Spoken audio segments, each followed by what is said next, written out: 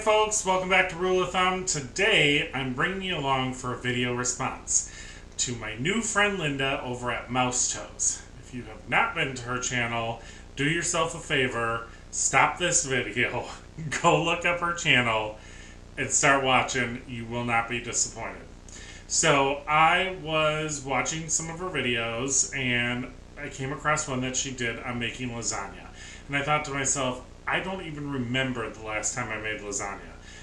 I'm guessing 15 years. It's just not something I make very often because to me, lasagna seems difficult. It seems like it's a lot of steps, it's a lot of work.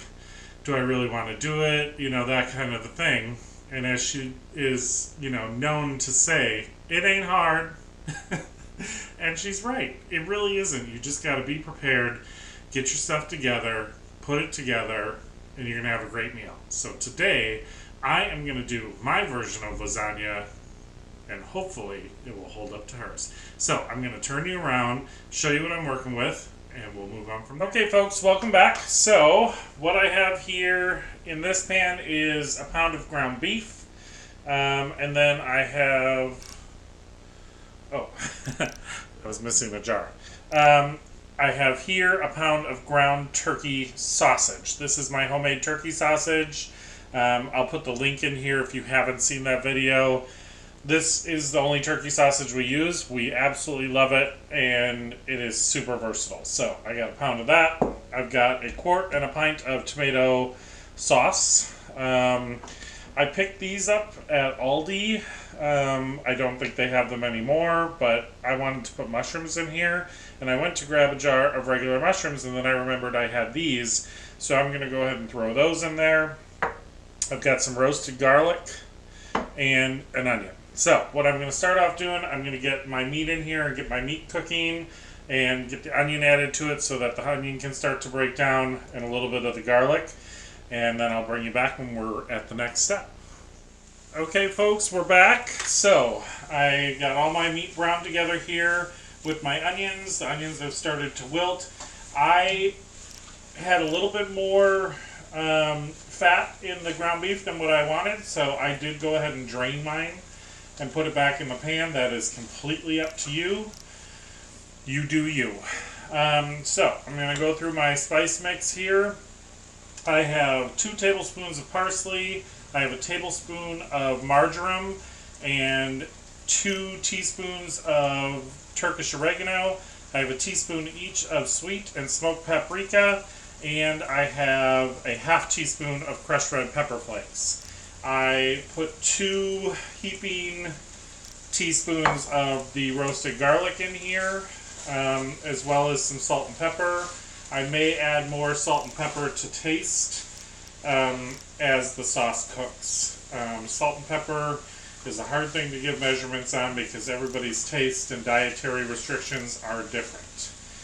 When I am cooking with a spice blend on meat especially, I like to put it in the pan with the meat like this so that the heat can hit some of those spices and start to get the spices to release their flavors.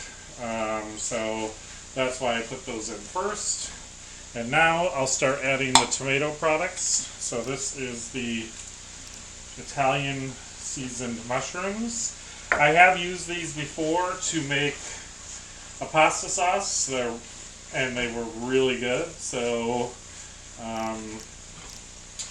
I love mushrooms in my marinara sauce. If you don't like mushrooms, don't put mushrooms in, Again, this is a personal taste. So, you can see I got that incorporated in. Now we'll start with our quart of tomato sauce, because I know it's going to use that for sure.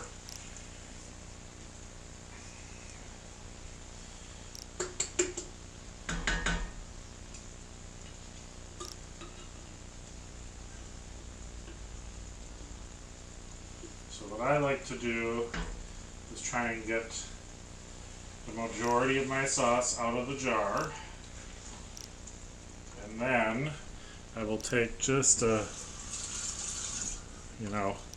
little bit of water like this and I'll turn it in my jar and try and get the last of my sauce out because I love to get all of the sauce goodness that I can out of a jar.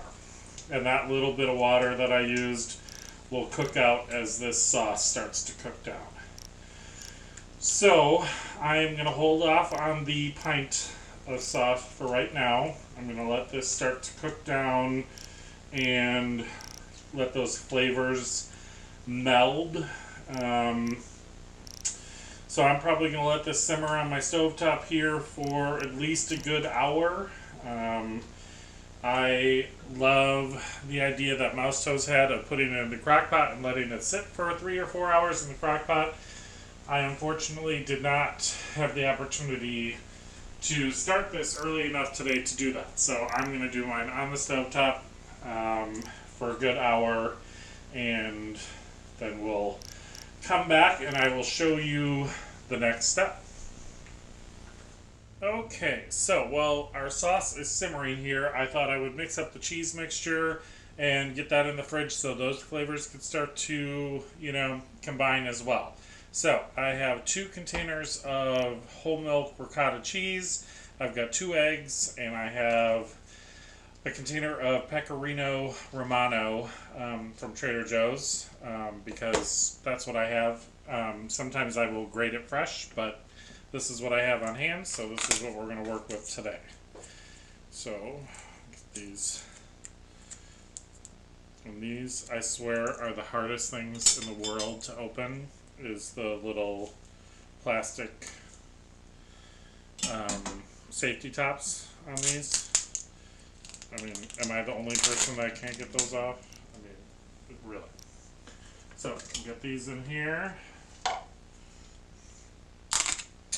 And I know it sounds funny if you haven't made lasagna before to put egg and cheese together, but the egg is what makes the binder in the cheese. So if you don't put the egg in there, your cheese mixture will be runny and will your lasagna won't hold together. So when you go to slice your lasagna, your cheese will just run all over the place. So that's the purpose of having the egg. I'm going to use most of that container. 1 egg. Get that over there. 2 egg.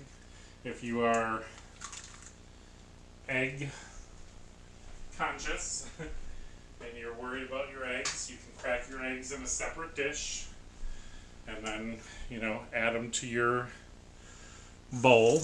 I know a lot of people that do that. Give my hands a rinse here. And then we'll grab a whisk and we'll get this mixed together. So it's a little futzing around in the beginning to get it started because the cheese is crumpy, but it will work together as you mix it, because the eggs will also help thin it out a little bit so that you can get it mixed together. See now how it's starting to become a cohesive mixture. I guess I'm actually whisking the wrong way for you to see that. Alright, now the other thing I do is I like to season my cheese a little, so I got a little bit of garlic powder here, a little bit of onion powder. I'm going to say maybe a teaspoon of each. I'm going to put a couple good grinds of black pepper. You all know I love black pepper. And we'll do maybe half a teaspoon of salt. Just because cheese needs flavor too. So, get this all mixed up.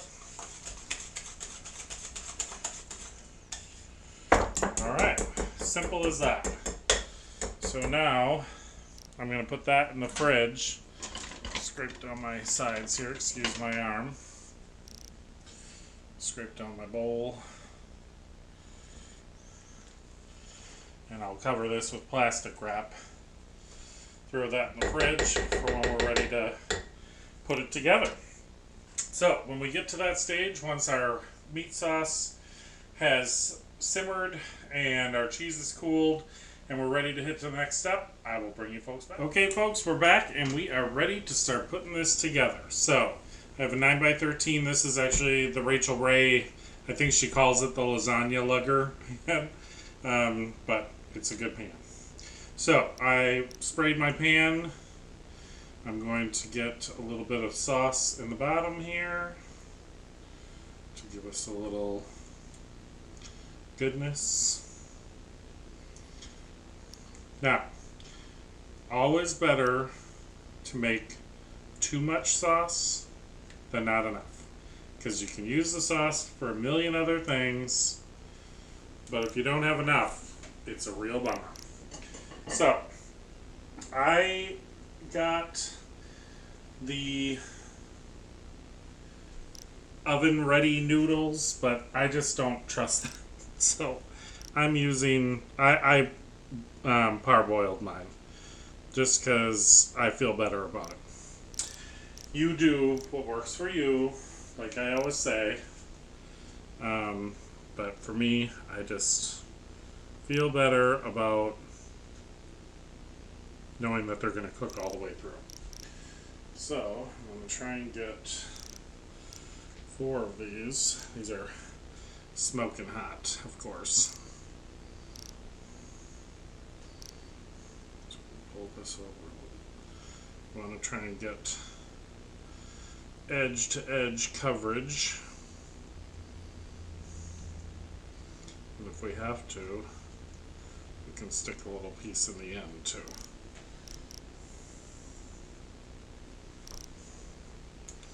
I think we're going to be okay with this. So, got my 4 noodles across there. Alright, then we're going to go ahead and get some of the ricotta mixture on here. And once that ricotta mixture hits the hot noodles, it'll make it easier to spread. So get about 1/3, I guess, on here. See how that works. If we have to add a little bit more, we can. Just use a little spatula here. Kind of spread this out. To me, this is the trickiest part of lasagna, and the part that requires the most patience, which many of you know is not necessarily my greatest virtue. I like things to be done quick, fast, and to the point. But some things require a little patience and are worth a little patience. This, I believe, is one of those things. Just a little bit more here, a little bit more in this corner, a little bit more down there. Now, the one thing that I'm going to do, which was what really prompted me to do this, because it brought back such a vivid memory for me, is Linda used pepperoni in hers. Now, there was a woman that I knew many years ago, and I honestly could not tell you her name off the top of my head, but she was the mother of a friend of mine at the time. His name was Josh, coincidentally. Not my husband, a different Josh. And she used to make lasagna in a big pan. I swear this pan was like 2 feet by 3 feet. It was the biggest lasagna pan I've ever seen in my life. And she made lasagna and invited us over. Oh, my oven's ready. And bit into her lasagna, and I was like, what is in your lasagna? And she had put pepperoni in there. And she's the only person to this day, until I saw Linda's video, that has ever put pepperoni in their lasagna. And it was, like I said, it was just such a vivid memory for me that I was like, okay, now I really have to make this. So I'm using turkey pepperoni because I love it. We get it from Aldi, and I actually prefer the turkey pepperoni over the regular pepperoni.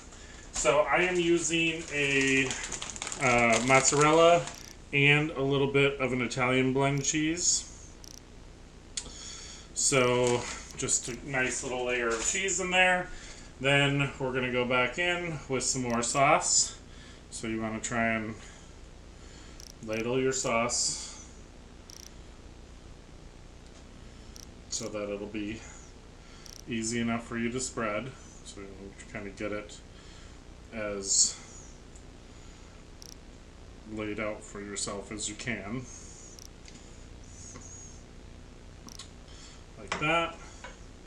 Take your handy dandy little spatula, smooth it out, and you want to kind of be pushing down on this as you're doing it, because that's what's going to give you that compactness that once this cooks and sets, hopefully, if all goes well, you'll be able to take a piece of this out and it'll hold together.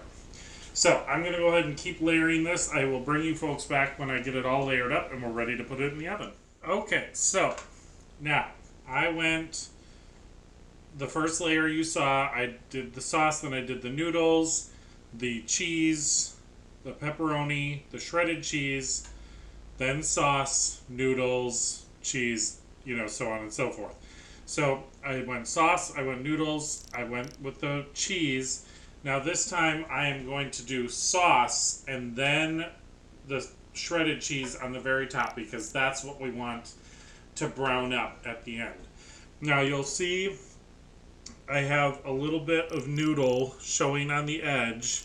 That's on purpose, because what I remember from my childhood and what I loved was those crispy browned pieces of noodle on the edge. So when I make it, that is one of the things that I like to do. Now, like I said, it's been a long time since I made lasagna, so I'm hoping this turns out well, because, man, I'm just fiending for it now. So I'm going to go ahead and get this on here, and my oven is preheated to 350 degrees. I am going to sprinkle a little bit more cheese on top of here, and I'm going to cover this with aluminum foil. And one of the best, most amazing, kind of one of those slap your forehead moments was in Mouse Toast video. She said, spray or oil your aluminum foil before you put it on there, and the cheese won't stick to it. And I was like, oh my goodness. How did I never think of that before? So that's what I'm going to be doing. I'm going to spray my aluminum foil, cover this, put it in the oven at 350 for about 30 minutes, take it out. I'll take the aluminum foil off, and I'll put it back in to brown the cheese, and then we'll see what it looks like then. So I'll bring you folks back when we get to that point. Okay, folks, I thought I'd bring you back to show you this next step. This has been in the oven for about 30 minutes. As you can see, pro tip, when your pan is this full, put a baking sheet underneath of it. It'll save you from having to clean your oven, because I did have a little bit of seepage there. I'm going to say the trick for Mouse Toast of spraying the aluminum foil, look at that. Hardly any cheese came off the top of that. I love that. So, now I'm going to put this back in the oven, probably another 15-20 minutes. Let it brown on top, get a nice color on top, and then we will pull it out and let it rest for at least 15 minutes, most likely closer to a half an hour. I like mine to come back to, I'm not going to say room temperature, but back to an edible temperature, and by then it is usually set up enough that you're going to get a decent piece out of it. So I'll bring you back at that time. Fingers crossed. Let's hope that it all works out. Okay, folks, here we are. This is out of the oven. It went 25 minutes in the oven.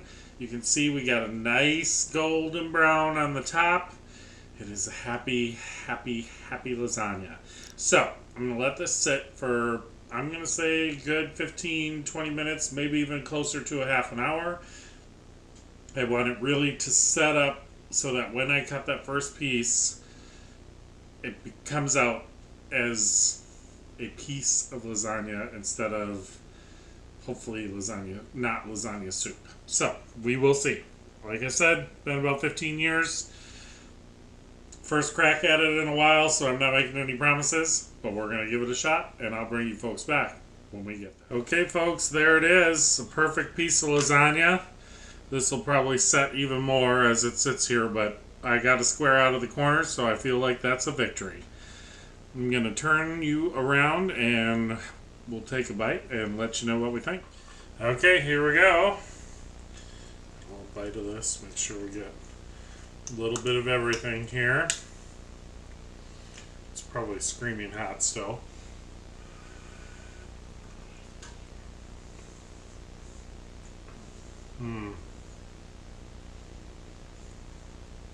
That's comfort food.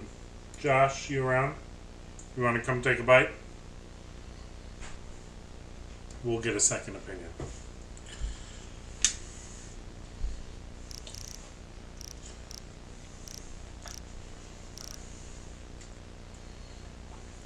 Tell the folks what you think. I think it's good. Awesome. I'm starving. Alright. That's the clue that we gotta go eat. So, I hope you folks try this and like it. Make sure you go check out Mouse Toes. Send her some love from me. If you did like this video, please like, share, subscribe, come back and see us soon. And as always, I hope you had a great day.